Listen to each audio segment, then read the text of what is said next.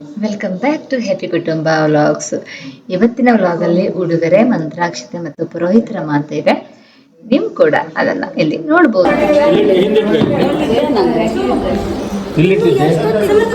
ಇನ್ನು 16 ವರ್ಷ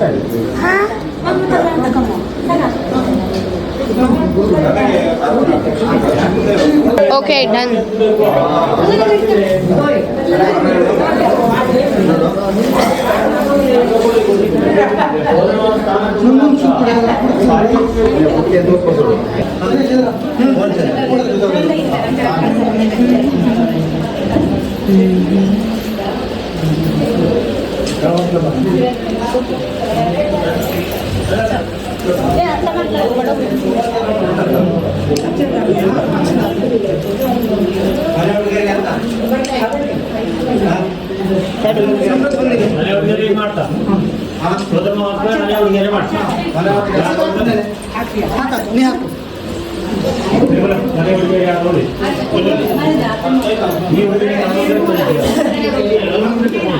ಯಾರು ಕೊಡ್ತೀರಾ ನೀವು ಕೊಡಲ್ಲ ಯಾರು ಕೊಡ್ತೀರಾ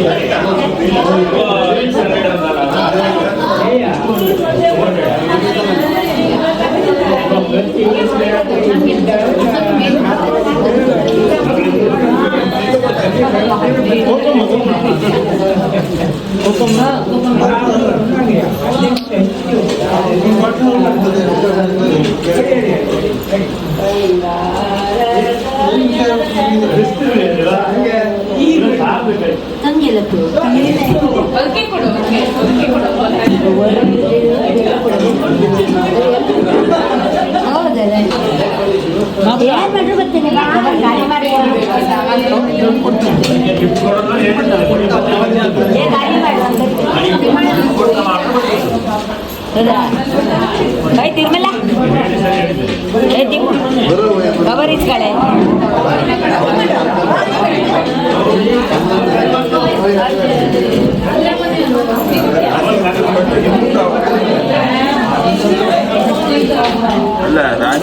ಸೈಡಿ ಬರ ವಿಡಿಯೋ ಮಾಡ್ತಾ ಇದ್ದೆ. ಇಲ್ಲಿ ಬತ್ತು ಯಾರು ಕೊಡ್ತಾ ಹೇಳೋದು ಬತ್ತು, ಯಾರು ಇಸ್ಕೊತಾ ಹೇಳೋದು ಬತ್ತು.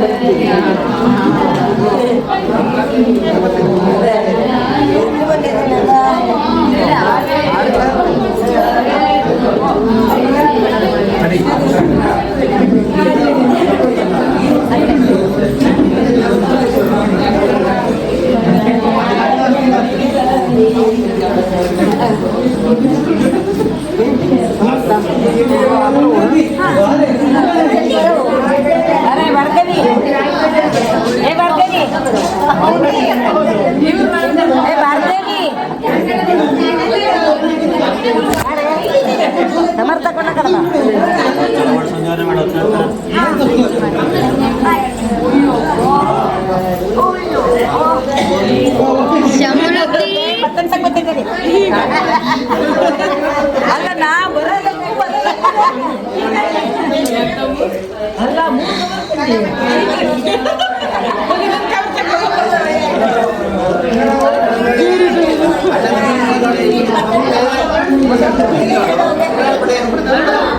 Selfie selfie smile please. ಅಲ್ಲ ಹೋಗಿ ತಗೊಂಡೆ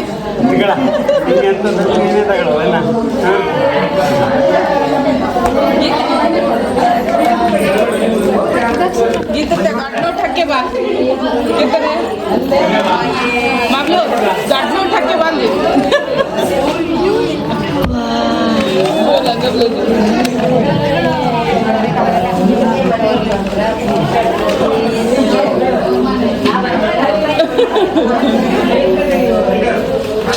ಕರೆಕ್ಟ್ ಟೈಮ್ ಬಂತು ಹೌದು ಗೀತೆ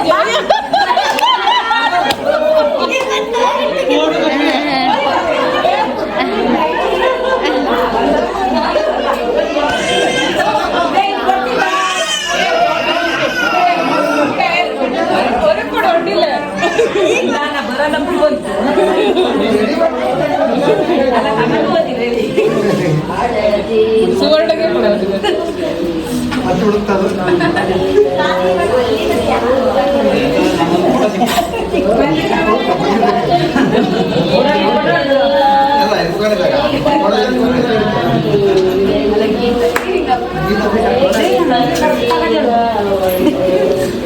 ಅದು ಬಂದು ಹಂಗೆ ಹೌದೇ ಬರೋದು ಅಲ್ಲ ನೀ ಬರೋದಕ್ಕೆ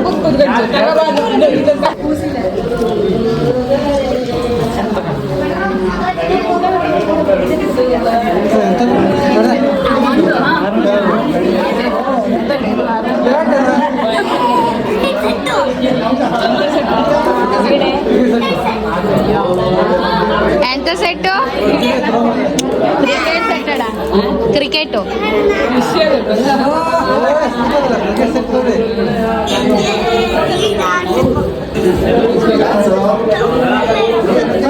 ಮುಖ ಈ ಕಡೆ ಮಾಡಿ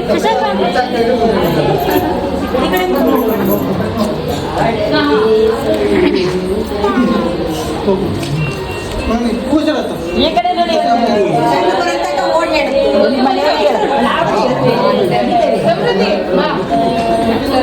ನಿಮ್ಮ ಮನೆಯವ್ರು ಬಂದ್ರೆ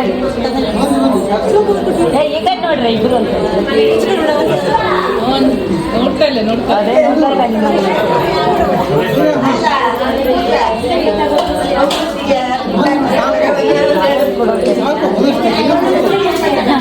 ಅಲ್ಲ ನೀವು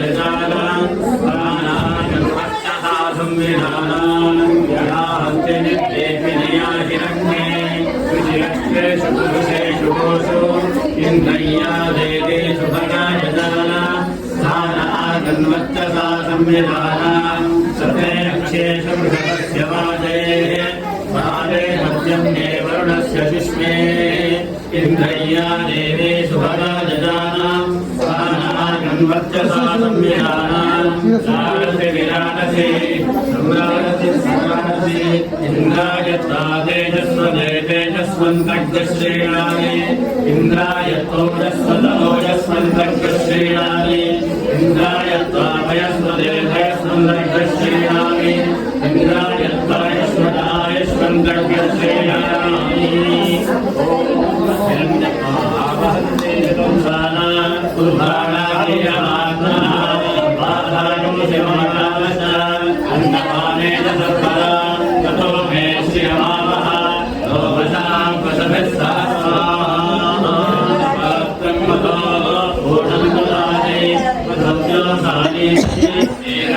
ब्रह्मणं पहरे एकदैवैरानायुस्ते जगदपति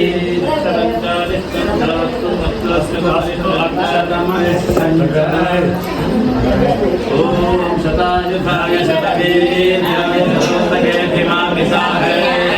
शतयो न शरदो अजितादिन्दोने विश्वा हे तत्त्वानस्पतयो देवयानान्तराज्यावा पृथिवी वियन्ते तेषायो अज्ञानि वजेति मामः तस्मै नो देवा परिहर्ये सर्वे देशो हेमन्त उदनो वसन्तः शरद्वर्षास्तु वितन्नो अस्तु येषाकृतो नागं शरदालदानां निवातयेषाभये स्याम इदवत्सराय बलिवत्सराय संवत्सराय कृता प्रहन्नमः तेषां वैकुण्ठपतो यज्ञयानां जोगजेताहता स्याम भद्रान्नश्रेयस्तमनेष्टदेवात्मया वसेन समशेव हित्वा ततो वयो भोक्तितो आविशस्वचन्दोकाय अनुवे स्योनः भगो नमो भगवति जायमानोन्महान् हेतुर्वसाकेत्यग्रे भागं देवेभ्यो विदधात् जायन्त चन्दमासिरविधीर्भवायुः सुमङ्गलेयं भगोलिमागुं समेत पश्यता सौभाग्यमस्ते तत्त्वायासा स्वं विमले मिन्दमेतत्समुद्रागं सुभगाङ्गणो दशास्यां रुद्रामादेहि पतिलिकाशकृते शतमानं भवति शताय पुरुषस्तेन्द्रियाय सेवेन्द्रिये प्रतिष्ठति श्रीर्वच्चस्वमारोग्यमाविलाशोभमानं महीयते धान्यं धनं पशुं बहुपुत्रलाभं शतसंवत्सरं दीर्घायुः मयि मेधां मयि प्रजां मयि यज्ञस्तेजो ददातु मयि मेधां मयि प्रजां मयि इन्द्रियं ददातु मयि मेधां मयि प्रजां योगायो ददातु मयि मेधां मेधां मयि मेधां मयि मेधां मयि मेधां मयि मेधां मयि मेधां मेधां मेधां मयि प्रजां प्रजां मयि मेधां मेधां मयि प्रजां मयि प्रजां प्रजां मयि प्रजां मयि प्रजां मयि प्रजां मयि प्रजां मयि प्रजां प्रजां मयि सूर्यस्तूर्यो मयि प्रजां प्रजां मयि सूर्यः मयि प्रजामिति प्राज्ञां मयि सूर्यस्तूर्यो मयि सूर्यभ्राजो भ्राजस्तूर्यो मयि सूर्यो भ्राजः सूर्यो भ्राजो भ्राजस्तूर्यस्तूर्यो भ्राजो ददातु ददातु भ्राजस्तूर्यस्तूर्यो भ्राजो ददातु भ्राजो ददातु ददातु भ्राजो भ्राजो ददातु दधात्रिति दधातु क्षत्रस्य राजा वर्णोऽभिराजः नक्षत्राणागुं शतविशपुरेष्ठाः नक्षत्रो दीर्घमानो शतं सहस्रामे शजानि रक्षः ಒಳ್ಳುತ್ತೊಂದು ಆರತಿ ಮಾಡಗಟ್ಟಿದೆ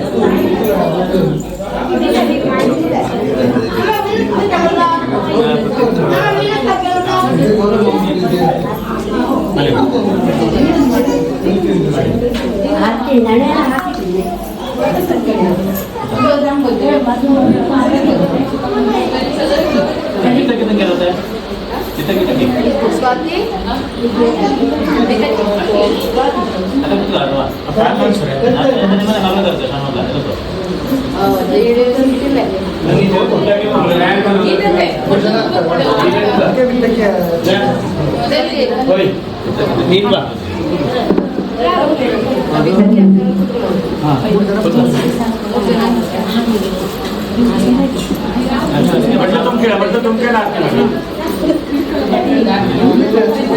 अच्छा के लिए दुआ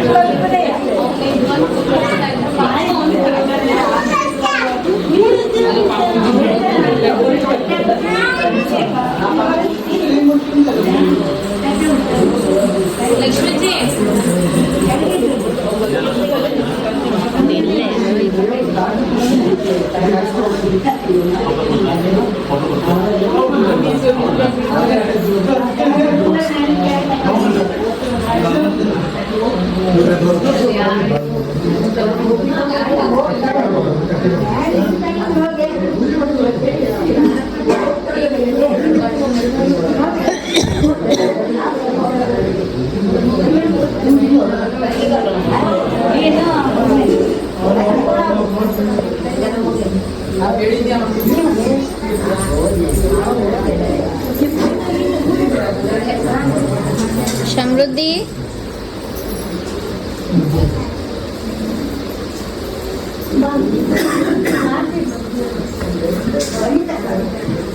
ಎಂತ ಮಾಡ್ತಾ ಇದ್ರೆ?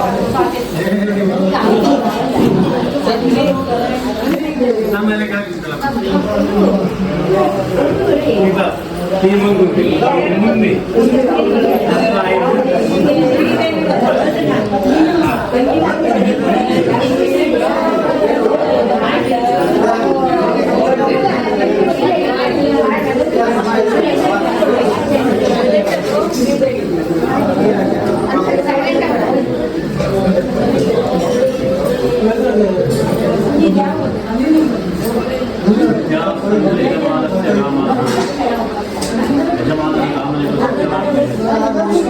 ಇವತ್ತು ಯಜಮಾನ ಅಪ್ಪ ಅಮ್ಮ ಆದರೂ ಬೈದರೆ ನೀವು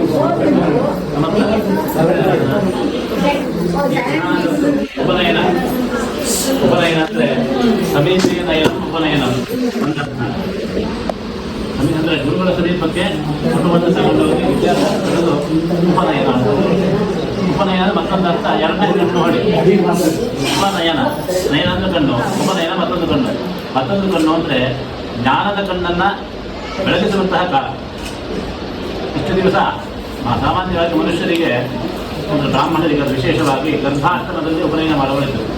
ಗರ್ಭಾಶ್ರಮ ಅಂದರೆ ಅವನು 7ನೇ ವರ್ಷಕ್ಕೆ ಮಾಡಬಹುದು, ಇಂದ 8ನೇ ವರ್ಷಕ್ಕಾದ್ರೂ ಮಾಡಬಹುದು. ಇದ್ಮೇಲೆ ಇನ್ನು ಆಡಿಲ್ಲ ಅಂದರೆ 10 ವರ್ಷಕ್ಕಂತೂ ಮಾಡಲೇಬೇಕು. ಅಂದರೆ 4 ವರ್ಣಗಳಿಗೆ ಬೇರೆ ಬೇರೆ ಕಾಲ ಹೇಳಿದ್ದ, ಅಂದರೆ ಬ್ರಾಹ್ಮಣರಿಗೆ ಗರ್ಭಾಶ್ರಮದಲ್ಲಿ ಮಾಡಬೇಕು. ಆ ಸಂದರ್ಭಕ್ಕೆ ಈ ಒಂದು ಉಪನಯನ ಸಂಸ್ಕಾರವನ್ನು ಕೊಡುವ ಹೇಳಿ ನಿರ್ಧಾರ ಮಾಡಿಕೊಂಡು ಈ ಹೊಸ ಮನೆಯಲ್ಲಿ ಆ ಸಂಸ್ಕಾರವನ್ನು ಕೊಟ್ಟಿದ್ದರೆ ನಿನ್ನೆಯಿಂದ ಆರಂಭ ಮಾಡಿ ನಿನ್ನೆ ಬೆಳಗ್ಗೆ ನಾಂದಿ ಸಮಾರಾಧನೆ ಅಥವಾ ನಾಂದಿ ಶ್ರಾದ್ದ ಹೇಳುವಂಥದ್ದಕ್ಕೆ ಒಂದು ಹಿರಿಯರನ್ನು ಪ್ರಾರ್ಥನೆ ಮಾಡುವಂಥದ್ದು. ಶ್ರಾದ್ದ ಅಂದರೆ ನಾವು ಆ ಶ್ರಾದ್ದಕ್ಕೆ ಹೋಗ್ತಾರೆ, ನಾಂದಿ ಶ್ರಾದ್ದ ಹೇಳಿ ಪಿತೃಗಳನ್ನು ಸ್ಮರಣೆ ಮಾಡಿ ಅವರ ಆಶೀರ್ವಾದ ತಗೊಂಡು ಮಂಗಲ ಕಾರ್ಯವನ್ನು ಮುಂದುವರಿಸೋದು. ಹಾಗೆ ನವಗ್ರಹ ಹೋಮ ಉಪನಯನ ಕಾಲದಲ್ಲಿ ಆದಿತ್ಯಾದಿ ನವಗ್ರಹಗಳ ಅನುಕೂಲಕ್ಕೋಸ್ಕರವಾಗಿ ಸುಲಗ್ನ ಸಿಗದೆ ಹೇಳುವ ಉದ್ದೇಶದಿಂದ ನವಗ್ರಹ ಹೋಮವನ್ನು ಮಾಡುವಂತಹದ್ದು ನಮ್ಮದು ರೂಢಿ. ಅದೇ ರೀತಿಯಲ್ಲಿ ನಿನ್ನೆ ಬೆಳಗ್ಗೆ ಅದನ್ನು ಮಾಡಿಯಾರು. ಹಾಗೆ ಸಾಯಂಕಾಲದಲ್ಲಿ ಉದಕ ಶಾಂತಿ ಸರ್ವ ಅಮಂಗಲ ನಿರಸನದ್ವಾರ ಸಮಸ್ತ ಮಾಂಗಲ್ಯ ಪ್ರಾಪ್ತ್ಯರ್ಥಂ, ಎಲ್ಲ ಅಮಂಗಲಗಳು ನಿವಾರಣೆಯಾಗಿ ಮಾಂಗಲ್ಯ ಪ್ರಾಪ್ತವಾಗಲಿ ಹೇಳುವ ಉದ್ದೇಶದಿಂದ ಯಜುರ್ವೇದದ ಒಂದಿಷ್ಟು ಮಂತ್ರಗಳನ್ನು ಉದಕ ಶಾಂತಿ ಹೇಳಿ ನಮಗೆ ಋಷಿಗಳು ಕೊಟ್ಟಿದ್ದ, ಅದನ್ನು ಪಾರಾಯಣ ಮಾಡಿಸಿದ್ರಿ. ಹಾಗೆ ಪ್ರತಿಸರ ಬಂಧ ಕೈಗೆ ದಾರ ಮತ್ತು ಅರ್ಶನ ಕುಂಭ ಕಟ್ಟಿದ್ದ ಪ್ರತಿಸರ ಬಂಧ, ಇದು ಎಲ್ಲ ಸಂಸ್ಕಾರಗಳನ್ನು ಮಾಡುವಂತಹ ಪ್ರಕ್ರಿಯೆ. ಇವತ್ತಿನ ಬೆಳಗ್ಗೆ ಉಪನಯನ ಸಂಸ್ಕಾರವನ್ನು ಮುಹೂರ್ತದಲ್ಲಿ ಮಾಡಿದ್ರಿ. ಉಪನಯನ ಸಂಸ್ಕಾರವನ್ನು ಪಡೆದಂತಹ ವಧು ಇನ್ನು ಮುಂದೆ ತಂದೆ ತಾಯಿಯರ ಮಾತಿನಂತೆ, ಅಂದರೆ ತಂದೆ ಪುರೋಹಿತ ಇದ್ದರೂ ಸಹ ಉಪದೇಶ ಕೊಡೋ ತಂದೆನೇ ನಮಸ್ಕಾರ ಕರ್ಮಗಳನ್ನು ಮಾಡಬೇಕಾದ್ದು ತಂದೆ ತಾಯಿಯ ಕರ್ತವ್ಯ. ಅದನ್ನು ಮಾಡಿದ್ವಿ. ಇನ್ನು ಹಿಂದಿನ ಕಾಲದ ಇದರ ಪ್ರಕಾರ ಒಂದನ್ನು ಗುರುಕುಲಕ್ಕೆ ಬಿಡವು, ಗುರುಕುಲ ಅಂತ ಇಲ್ಲಿ ಋಷಿಗಳ ಆಶ್ರಮಕ್ಕೆ ಬಿಡವು. ಅಲ್ಲಿ ಏನು ಮಾಡಬೇಕು ಹೇಳಿದರೆ ವೇದಾಧ್ಯಯನ ಮಾಡೋದು. ಬ್ರಾಹ್ಮಣರಿಗೆ ಹೇಳಿದ್ದು ವೇದಾಧ್ಯಯನ. ಈಗಿನ ಇಂಗ್ಲೀಷ್ ಅಧ್ಯಯನ ಅದು 2ನೇದು. ಮೊದಲು ಮಾಡಬೇಕಾದ್ದು ವೇದಾಧ್ಯಯನ. ಅದಕ್ಕೋಸ್ಕರವಾಗಿ ಇಷ್ಟೆಲ್ಲ ಪ್ರಕ್ರಿಯೆ. ಜನವಾರ ಹಾಕಿದ ಮಾತ್ರ ಅವನು ಬ್ರಾಹ್ಮಣ ಆಗ್ತಿಲ್ಲ. ವೇದಾಧ್ಯಯನ ಮಾಡಿದಾಗ ಮಾತ್ರ ಬ್ರಾಹ್ಮಣತ್ವ ಉಳಿತು. ಜನವಾರ ಒಂದು ಸಂಕೇತ ಅಷ್ಟೇ. ಬ್ರಹ್ಮೋಪದೇಶ ಅಂದರೆ ಇದು ನಿಗಳ ಕಾರ್ಡಲ್ಲಿ ಬರೀತದೆ. ಬ್ರಹ್ಮೋಪದೇಶ ಇಂತೆಷ್ಟು ಮುಹೂರ್ತ ಕೇಳಿ. ಬ್ರಹ್ಮೋಪದೇಶ ಅಂದರೆ ಗಾಯತ್ರಿನ ಉಪದೇಶ ಮಾಡ್ತೀವಿ. ಆ ಸಂದರ್ಭಕ್ಕೆ ಇವತ್ತಿನ ದಿನದಿಂದ ಆರಂಭ ಮಾಡಿ ಆ ಸವಿತೃವಿನ ಅನುಗ್ರಹ ಪಡೆಯಲಿಕ್ಕೋಸ್ಕರವಾಗಿ ಗಾಯತ್ರಿನ ಉಪದೇಶ ಮಾಡಿದ್ರಿ. ಅವಾಗ ನಮ್ಮ ಶಿಷ್ಟಾಚಾರದ ಪ್ರಕಾರ ಅಷ್ಟಾಕ್ಷರಿ ಮತ್ತು ಪಂಚಾಕ್ಷರಿ ಅದನ್ನು ಉಪದೇಶ ಮಾಡಿದ್ರಿ. ಇನ್ನು ಮುಂದೆ ಅವನಿಗೆ ಕೆಲವಷ್ಟು ಕಂಡೀಷನ್ಸ್ ಅಪ್ಲೈ ಆಗುತ್ತೆ. ಬೆಳಗ್ಗೆ ಸ್ನಾನ ಮಾಡುವ, ಎದ್ದು ಕೂಡಲೇ ಹಲ್ಲುಜ್ಜಿ ಸ್ನಾನ ಮಾಡಿ ಸಂಧ್ಯಾವಂದನೆ ಮಾಡುವ. ಶಾಲೆ ಎಷ್ಟೊತ್ತಿರುವಾದರೂ ಅದಕ್ಕೆ ನಿಂಗೆ ಎಷ್ಟೊತ್ತು ಸಂಧ್ಯಾವಂದನೆ ಬೇಕಾ ಆ ಸಮಯವನ್ನು ನಿಗದಿ ಮಾಡಿಕೊಂಡು ಪ್ರತಿ ದಿವಸ ಸೂರ್ಯೋದಯಕ್ಕೆ ಮುಂಚೆ ಒಳಗೊಳಿಸು. ಸೂರ್ಯ ಉದಯಕ್ಕೆ ಮುಂಚೆ ಎದ್ದುಕೊಂಡು ಶೌಚಾದಿ ಕ್ರಮವನ್ನು ಮಾಡಿಕೊಂಡು ಸ್ನಾನ ಮಾಡಿ ಸಂಧ್ಯಾವಂದನೆ ಆದಮೇಲೆ ತಿಂಡಿ ತಿನ್ನವು. ಅಮ್ಮಂಗೂ ಕಂಡೀಷನ್ ಇತ್ತು, ನಾವು ಸಂಧ್ಯಾವಂದನೆ ಮಾಡಿದ್ಮೇಲೆ ಅಂದರೆ ತಿಂಡಿ ಕೊಡೋದಿಲ್ಲ. ಹಂಗೆ ಕಲದೆಯಾ? ಮ್ಯಾಗಿಗೆ ತಿನ್ನಲೇ ಇಲ್ಲ.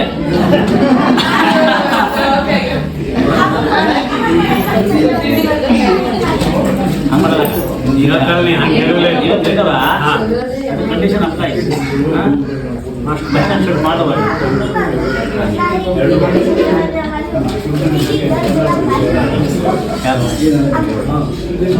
ಅದೆಲ್ಲ ಚಲೋದಲ್ಲ, ಅದು ಹೊಟ್ಟೆಗೂ ಚಲೋದಲ್ಲ.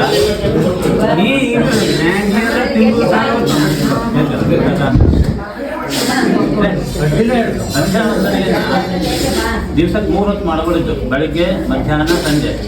ಮಧ್ಯಾಹ್ನ ಮಾಡಲಾಗ್ತಿದೆ ಅಂತ ಈಗ ಸೂರ್ಯ ಹೋಗುತ್ತೆ ಮಾಡಲಾಗ್ತಿದೆ. ಹಂಗಾಗಿ ಬೆಳಗ್ಗೆ ಸಂಧ್ಯಾವಂದನೆ ಮಾಡುವಾಗಲೇ ಆ ಪುಸ್ತಕದಲ್ಲಿ ಮಧ್ಯಾಹ್ನ ಸಂಧ್ಯಾವಂದನೆ ಸೇರಿಸಿ ಕೊಟ್ಟಿದ್ದ, ಎರಡು ಒಟ್ಟಿಗೆ ಮಾಡಬೇಕು ಗೊತ್ತಾ. ಅದನ್ನು ಮಾಡ್ಕೊಂಡು ಸ್ಕೂಲಿಂದ ಬಂದ ಮೇಲೆ ಕೈಕಾಲು ಮುಖ ತೊಳ್ಕೊಂಡು ಮತ್ತೆ ಸಾಯ ಸಂಧ್ಯಾವಂದನೆ ಮಾಡೋದು. ಸಂಧ್ಯಾವಂದನೆ ಮಾಡೋದು ಯಾವಾಗ ಬೇಕಾದ್ರೆ ಸೂರ್ಯ ಉದಯ ಪಾಕ ಮಾಡೋದು. ಸೂರ್ಯ ಎದ್ದು ಬರ್ತಾ ಇರ್ತದ ಅವಾಗ ಉಪಸ್ಥಾನ ಇತ್ತು, ಅರ್ಘ್ಯ ಪ್ರದಾನ ಇತ್ತು ಸಂಧ್ಯಾವಂದನೆಯಲ್ಲಿ. ಆ ಕಾಲಕ್ಕೆ ಮಾಡಿದರೆ ಉತ್ತಮ. ಅದು ಆಗಿಲ್ಲ ಯಾರಾದ್ರೆ ಸ್ವಲ್ಪ ತಡದಾರು ಮಾಡಲಿದೆ, ತಡದ್ರೆ ಅದಕ್ಕೆ ಪ್ರಾಯಶ್ಚಿತ್ತ ಅರ್ಘ್ಯ ಇತ್ತು, ಅದನ್ನ ಮಾಡ್ಕೊಂಡು ಮಾಡೋದು. ಬಿಡೋದಿಲ್ಲ, ಹಂಗೆ ಬಿಡೋದು ಅವಕಾಶವೇ ಇಲ್ಲ. ಬೆಳಗ್ಗೆ ಸಂಜೆ ಸೂರ್ಯ ಅಸ್ತವಾಗಿ ಮಾತು ಕೊಟ್ಟಿದ್ದೆ ಗೊತ್ತಾತನ. ಸಂಜೆಯ ಸೂರ್ಯ ಅಸ್ತಪ್ಪ ಹೊತ್ತಿಗೆ ಮಾಡೋದು.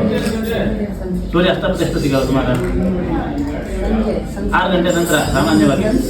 ಬೇಸಿಗೆ ಸ್ವಲ್ಪ 7 ಗಂಟೆನೂ ಆಗ್ತದೆ ಕೆಲವು ದಿವಸ ಸೂರ್ಯ ಅಸ್ತಪ್ಪ, ಅವಾಗ ಮಾಡಲೇಬೇಕು. ಅದಾದ್ಮೇಲೆ ಹೋಮ್ವರ್ಕ್ ಮಾಡ್ಕೊಂಡು ಊಟ ಮಾಡ್ಕೊಂಡು ಬೇಗ ಮನೆ ಕೇಳವು, ಬೇಗ ಹೇಳವು. ಟಿ ವಿ ಮೊಬೈಲು ನೋಡೋದಿದೆ. ಅವಾಗ ಹೇಳ್ತೀರ ಮಾದಿಬಾ ಸುಷುಪ್ತ, ಹಗಲಿಗೆ ನಿದ್ದೆ ಮಾಡ್ತೀನಿ ಹೇಳಿ ಹೇಳಿದ್ದೆ. ಅಂದ್ರೆ ರಾತ್ರಿ ನಿಂತ್ಕೊಳ್ತೀನಿ ಹೇಳಿ ಅರ್ಥ. ರಾತ್ರಿ ನಿಂತ್ಕೊಂಡು ಹಗಲೇ ನಿಂತು ಗೊತ್ತಲ್ಲ ಅರ್ಥ. ಅದಿಷ್ಟು ಮಾಡವು. ಮತ್ತೆ ಊಟ ಮಾಡುವಾಗ ನೆಲದ ಮೇಲೆ ಕೂತ್ಕೊಂಡು ಚಾಪೆ ಹಾಕೊಂಡು ಕೂತ್ಕೊಂಡು ಪರಿಶೇಚನ ಹೇಳ್ತ ಗರ್ಸದೋಳಿ ನಮ್ಮ ಭಾಷೆಯಲ್ಲಿ ಗರ್ಸ್ಕೊಂಡು ಊಟ ಮಾಡೋದು. ಅಂಗಿ ತಕ್ಕೊಂಡು ಪಂಚೆ ಉಟ್ಕೊಂಡು ಊಟ ಮಾಡಿ ಚಲೋದು. ಇನ್ನು ಆಗ್ತಿಲ್ಲ ಅಂದರೆ ಚಟ್ಟಿ ಹಾಕಿ ಇರ್ತಿದೆ, ಶರ್ಟ್ ತಕ್ಕೊಂಡು ಮನೆಯಿಂದ ತಕ್ಕೊಂಡು ಊಟ ಮಾಡೋದು. ಅಪ್ಪ ಮಾಡೋದನ್ನ ಅಪ್ಪ ಮಾಡಿದ್ರೆ ಮಕ್ಕಳು ಮಾಡ್ತಾನೆ. ಮನೆಯಲ್ಲಿ ಟೇಬಲ್ಲು ಚೇರು ತಪ್ಪಲಿಲ್ಲ ಊಟಕ್ಕೆ, ಹಂಗಾದ್ರೆ ಸರಿ ರೂಢಿ ಆಗ್ತದೆ. ಅದು ಆರೋಗ್ಯಕ್ಕೂ ಒಳ್ಳೆಯದು, ಶಾಸ್ತ್ರವೂ ಸರಿ.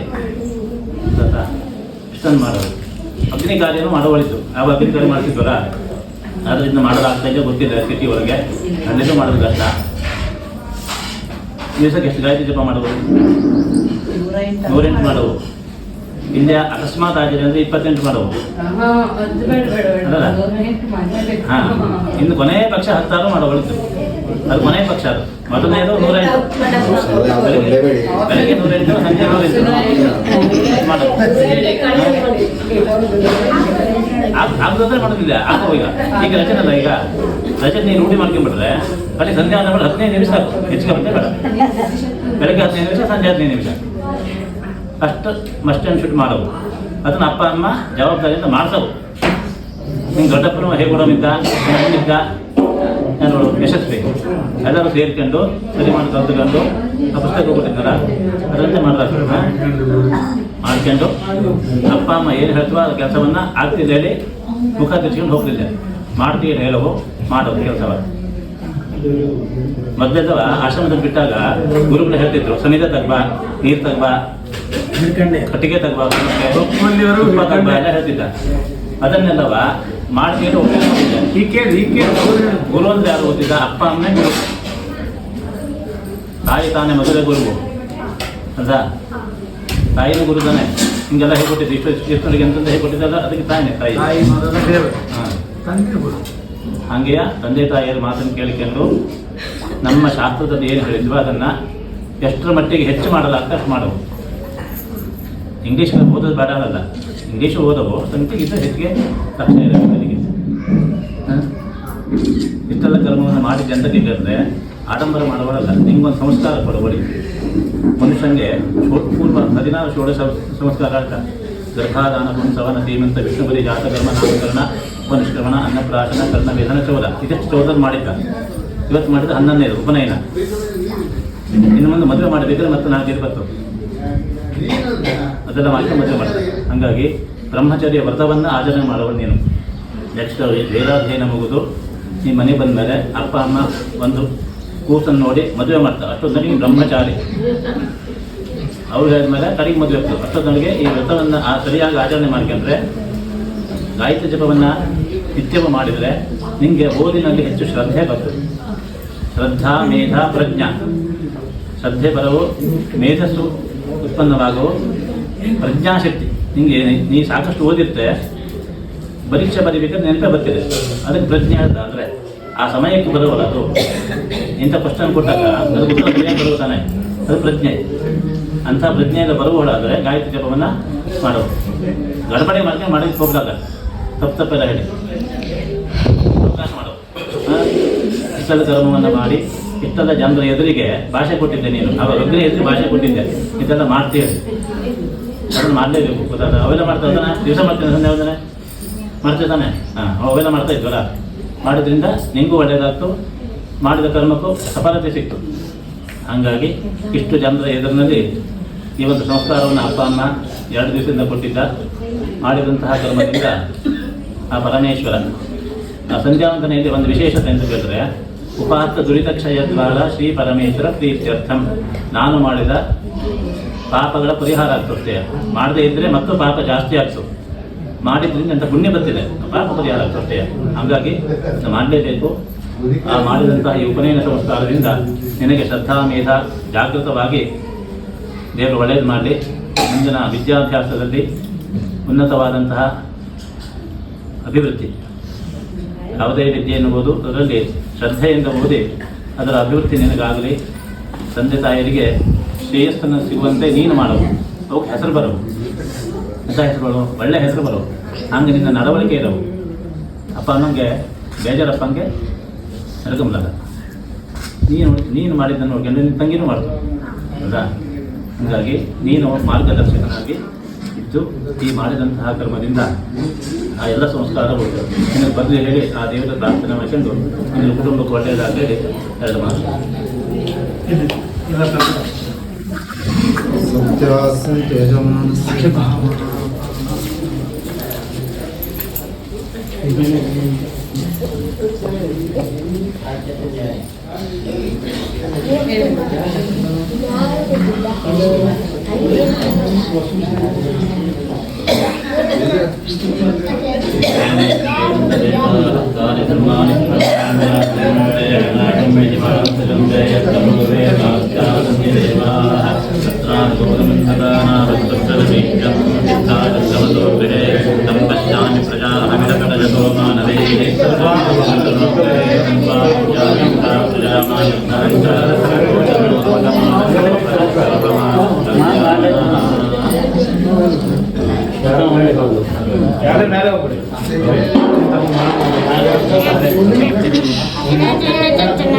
ಇವುಗಳೆಲ್ಲ ಮುಗಿದ ನಂತರ ಪುರೋಹಿತರುಗಳೆಲ್ಲರ ಜೊತೆ ಒಂದು ಫೋಟೋವನ್ನು ತೆಗೆದುಕೊಂಡು ಮತ್ತೆ ದೇವರ ಕೋಣೆಗೆ ಕರೆದುಕೊಂಡು ಹೋಗಿ ಅಕ್ಷತೆಯನ್ನು ಹಾಕಿ ಅವನಿಗೆ ಮತ್ತೆ ಅವನ ಭಾಷಿಂಗವನ್ನು ಬಿಚ್ಚುತ್ತಾ ಇದ್ದೀವಿ. ಇಲ್ಲಿ ನಾವು ಎಲ್ಲ ಕಾರ್ಯಕ್ರಮ ಮುಗಿದ ನಂತರ ಅದನ್ನು ಅಮ್ಮನು ಅಂದರೆ ಆ ತಾಯಿ, ಹುಡುಗನ ತಾಯಿ ಭಾಷಿಂಗವನ್ನು ಬಿಚ್ಚುವಂತಹದ್ದು. Thanks for watching. ಇನ್ನು ನೆಕ್ಸ್ಟ್ ಫೋಟೋಸಿಂದ ವಿಡಿಯೋ ಬರುತ್ತೆ.